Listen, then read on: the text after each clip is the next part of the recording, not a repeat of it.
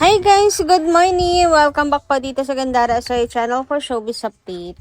Ang tatalakayin nga natin ngayon at pag-uusapan mga kakimpaw ay patungkol nga po dito sa pambabasag ni Chinita Princess ng LQ issue nilang dalawa ni Paolo Avellino mga kakimpaw. At syempre patungkol na rin po dito sa pag-give up ni Chinita Princess sa isang napakalaki at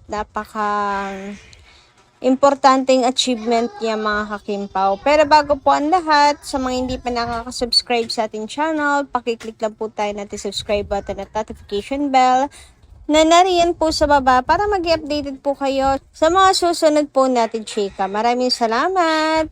And ito na nga, simulan na po natin ang ating talakayan ngayong umagang ito at unahin na po natin ang pagbabasa ng ilang comment mula sa ating mga subscribers para malaman natin ang kanilang mga opinyon hinggil po sa mga bagay-bagay na nangyayari kina Kim and Paolo. So, ang comment natin for today ay mula po kay Miss Norma Dayag. Sabi niya rito, Gandara good AM. Not that we wanted to display his feelings to Kimi, but we are just concerned about her protection so that these bashers may see the real color of Paolo to Kimi. Yes, Gandara. We believe that they are really in a relationship. But how about those bashers who really wanted to break them, especially the Punin fans, who until now cannot accept the truth and nothing but the truth, that Paolo is committed to Kimi. How about making a news about Ekonin so that once in a while, they are recognized by producers? So with their management, God bless us all, especially to KP and also you, Gandara and family. Thank you so much, Miss Norma Dayag.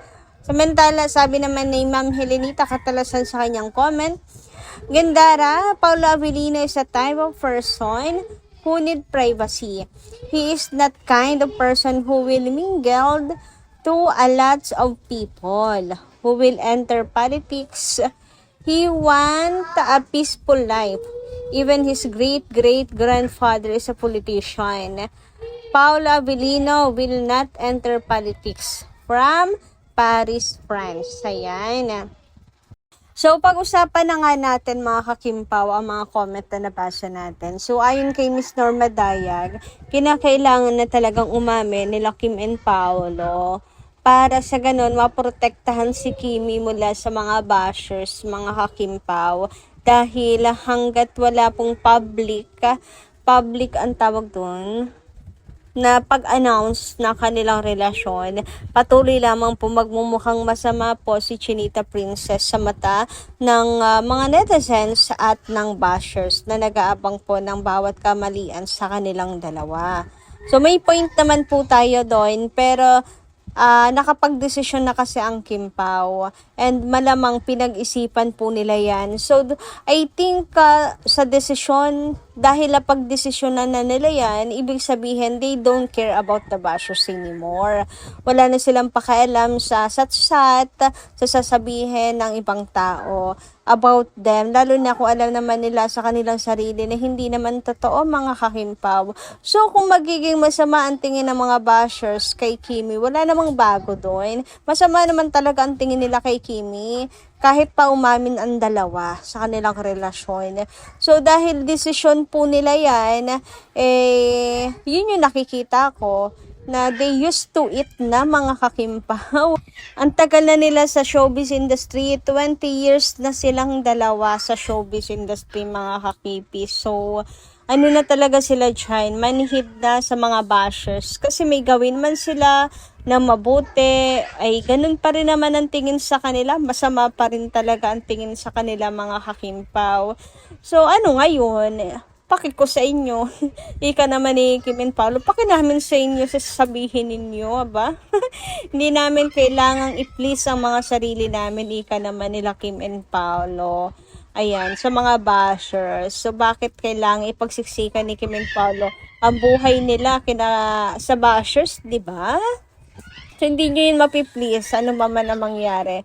Kaya kahit masama man ang maging tingin nila, wala nang pake ang Kim Pao. About naman sa sinabi ni Ma'am Helenita Catalasan tama rin naman po yung comment niya for me. Napakasimpleng tao ni Paolo Avellino na gusto lamang po ng katahimikan, ng gusto lamang po ng peaceful life, kaya hindi siya enter sa politics mga kakimpaw na napakagulo.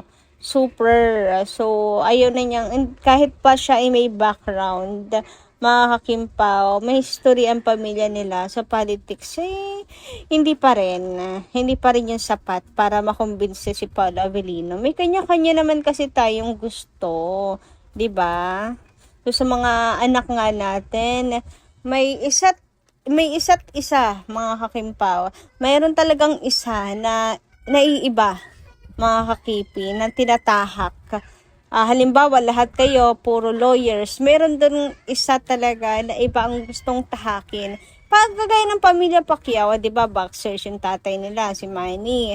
Pero yung, talagang iba yung hilig. Yung isa, music yung hilig. So, hindi talaga yan, mga kakimpaw, na talagang masusunod ang, generation.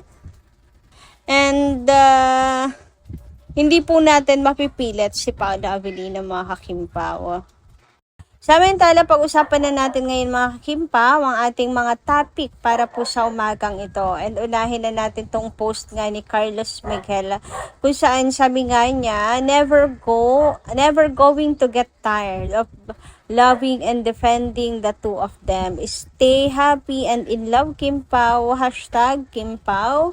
Hashtag Kim Chu. Hashtag Paolo Avellino. Hashtag Kopino. Nako, sa totoo lang talaga, correct ka dyan, Carlos Miguel. Never talaga pong mapapagod na mahalin at depensahan sina Kim and Paolo dahil alam mong talagang deserve nila Kim and Paolo ng pagmamahal.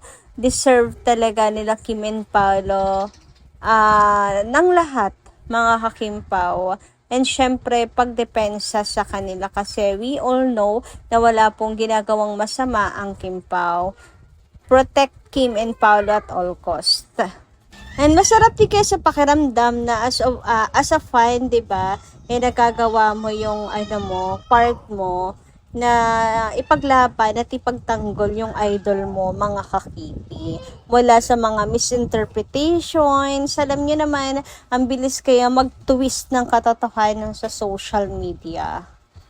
Samantala, dumako naman nga po tayo dito sa ginawa pong issue kina Kim and Paolo, 'di ba, mga kakimpaw, natatandaan nyo? Sabi nga dito, nako, kayo talaga hindi na nauubusan ng issue sa dalawa. Minsan na nga lang magpakita, siguro hindi na rin sa dami niyong nakikita at hanash. Sa tingin niyo ba, kung hindi okay ang dalawa, magsasama yan, mag-jogging sa Ayala? Si Kimi taga Quezon City, si Pau sa Pasig. Lalo si Kimi, kung hindi sila okay, magsasama ba yan sila? Okay lang ba talaga kayo? O kailangan nyo ng gamot? Peace tayo. Okay, bye. So, tama naman, di ba, mga kakimpaw, ang issue nga bakit daw po kasi magkalayo at hindi po ni-repost ni Pao ang story ni Kimi. Grabe, minsan namimihasan na rin ang mga fans. Ano po? Konting kibot talaga para ang laki na ng nagawang kasalanan. Ayan na. Pero ano po yan, dinibunk na ni Chinita Princess.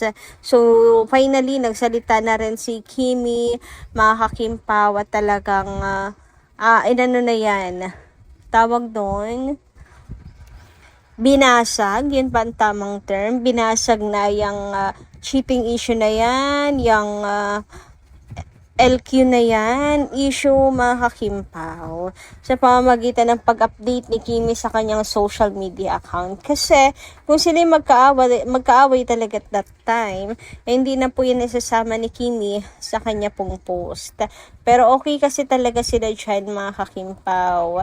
Kaya naman, makikita nyo dito sa update ni Kimi sa kanyang IG, kasama yung jogging moment nila ni Paolo Avellino. O, diba? Klarong-klaro naman, mga kakimpaw. Ito yung kanyang 6 pics of June, mga kakipi. Samantala, sabi nga dito, kung totoong Kimpaw fan ka, masaya ka na, makita mo lang na magkasama sila at makitang masaya. mga inggit lang ang nag-iisip ng ganyan. Bakit yung idol nila, nakita lang nila nagja-jogging? Ayan. So, talagang dapat po maging masaya tayo. Masaya naman si Kim and Paolo dito, di ba? Dapat maging masaya rin po tayo at hindi gumagawa ng issue, mga kakimpaw. Anyway, next topic naman tayo at patungkol po ito sa Seoul International Drama Awards, mga kakimpaw, sapagkat si Kimi ay kasama na naman po sa nominado. So, nanalo na si Kim ng 2024. Ngunit subalit datapwat, mahusay talaga si Chinita Princess at masyadong ginalingan. Ayan, nominado na naman po siya ulit ngayong 2026. Nominado lang po ha, mga kakimpaw. So, hindi pa naman po tapos ang botohan. And dahil nga sa nanalo na noong 2024 si Chinita Princess, gusto na po niya i-give up, mga kakimpaw, ang another chance na manalo ulit. I-down po ito para, of course, kay Paolo Avellino. As ang another artist, mga kakimpaw, na deserve po talaga ng spot or ng award, mga kakimpaw. Sabi nga dito, sobrang deserve. Congratulations, Kimi and Paolo, for your outstanding Asian Star nomination for #TheAlibay. Kung sino man ang pala rin sa inyong dalawa, proud kami sa inyo. Nakaka-proud ang tandem nyo. Laban, #Kimpao. Nako, sa troll lang po kayo dyan. Kahit sinong manalo, happy po tayo dahil Kimpao tayo Para sa atin, iisa na lang po ang Kimpao. Sino man ang iboto natin, binoto natin ang dalawa. Sa puso po natin. 'Di ba?